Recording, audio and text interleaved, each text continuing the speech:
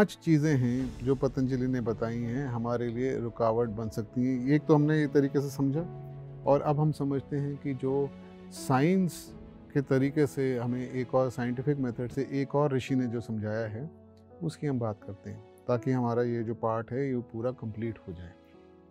अलग अलग ढंग से हमने कोशिश करी इन चीज़ों को समझने की। तो ऋषि पतंजलि कहते हैं कि हमारे को बाहर से, बाहर के जगत से इंफॉर्मेशन मिलती है।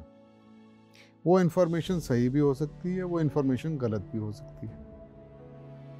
अगर सही इंफॉर्मेशन हो या वो गलत इंफॉर्मेशन हो, दोनों में ये पोटेंशियल है, ताकत है कि हम उससे विचलित हो जाएं, हम उससे डगमगा जाएं, उससे हम हिल जाएं, हम उससे डिस्टर्ब हो जाएं, हम अपने रास्ते को छोड़ दें, हम इतना दूर निकल जाएं अपने रास्ते से कि शायद इस जन्म में वापस भी ना आ पाएं।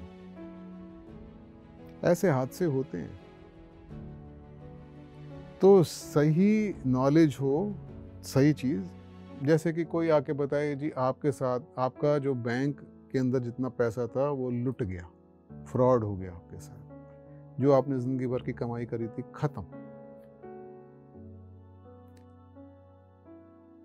आपके घर में आप जहाँ रह रहे हो वहाँ पे वॉर, 2 देशों के बीच में या जो भी है, जैसे कि आप सीरिया में हो या मान लीजिए हम कश्मीर रह रहे हो, कहीं पे भी ऐसी जगह पे रह रहे हो जहाँ पे लड़ाई झगड़े ऐसे हो जाएं कि हमें सब छोड़ छाड़ के भागना पड़े, या हमारे पे कोई बॉम्ब अटैक या कोई ऐसा प्रहार हो कि हमारा शरीर में से कोई हम हैंडीकैप्ड हो जाएं किसी वजह से। कुछ भी हो सकता है जो कि बहुत बुरा हो सकता है, वो भी होगा तो कर्म अनुसार ही। तो हमारा बैलेंस खोना बहुत आसान हो जाएगा। दूसरी तरफ से कुछ हुआ ही नहीं, मगर कोई हमें आके ऐसी न्यूज़ दे के हो गया, तो अभी हमारा बैलेंस खराब हो जाता है। इस चीज़ को समझाने के लिए एक छोटी सी कहानी बताई जाती है आमतौर से किताबों में, कि एक व्यक्ति जो है अपना बहुत अच्छा टाइम गुजारने के लिए अपनी वाइफ के साथ में, और वो जाता है एक हिल स्टेशन पर, और उसको अचानक खबर मिलती है कि भाई आपके घर में जो है एक्सीडेंट हो गया और आपके बेटे की जो है मृत्यु हो गई। वो दोनों जो हस्बैंड वाइफ हैं बहुत दुखी होते हैं, और इतने दुखी होते हैं फिर उसके बाद में वो कोशिश करते हैं कि अब भाई वापस जाने की। उतनी देर में फिर फ़ोन आता है कि नहीं वो तो जो थे वो नहीं आपके बेटे थे, उनके नाम से ही मैं मालूम पड़ा कि वो हैं, वो नहीं है, कोई और थे वो। तो कितनी उनको शांति पड़ती कि चलो बच गया हमारा बेटा, बच गया बच गया। तो ये जो फ्लक्चुएशन है लाइफ के अंदर, जो कि राइट नॉलेज रॉन्ग नॉलेज दोनों से आ सकती है, ये पतंजलि कहते हैं, ऋषि पतंजलि, कि इससे हमें बचना है।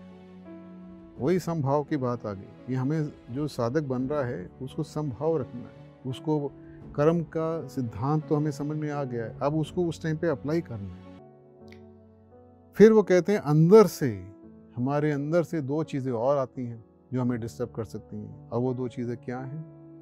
एक है कि हमारी जो क्रिएटिव फैकल्टी है, जो हमारी इमेजिनेशन, कल्पना करने की शक्ति जो है, वो जो बिल्कुल छूट जाए, हमारे काबू से निकल जाए, तो हम पता नहीं क्या क्या सोचना चालू कर देते हैं। हम कहाँ से कहाँ अपनी कल्पना में पहुँच सकते हैं, क्या क्या चीज़ें हम नहीं खड़ी कर सकते, क्या क्या चीज़ें हम क्या नहीं बर्बाद कर सकते सोच के अंदर। पर वो है सब सोच, और वो हमें डिस्टर्ब कर सकती है। हम गलत गलत चीज़ों के बारे में सोच के, कहानियाँ बुन के, आगे क्या होगा, जो पीछे हुआ था वो कितना ख़राब हुआ था, क्या होगा, इसके बारे में सोच सोच के अपने आप को हम डिस्टर्ब कर सकते हैं। और इसी से रिलेटेड दूसरी चीज़ है, वो है मेमोरी। हम अपनी जो याददाश्त है, जो हमारी मेमोरी है, स्मृति है, उसका भी इस्तेमाल गलत कर सकते हैं, क्योंकि हमारे साथ कुछ गलत हुआ या किसी और के साथ गलत हुआ, वो हमारी नॉलेज में है, उसको हमने लेके अपनी कल्पना के साथ में हम नई नई चीज़ों को सोच सकते हैं। या फिर हम उसी के बारे में बार बार सोचें कि इस व्यक्ति ने मुझे किस तरीके से ज़लील करा था, एम्बैरस करा था, मेरे को नीचा दिखाया था, मैं नहीं छोड़ूंगा इसको। बार बार वही दिमाग में चलता रहे, बदले की भावना, वो बोझा लेके हम बैठे रहें और उसको सेकते रहें।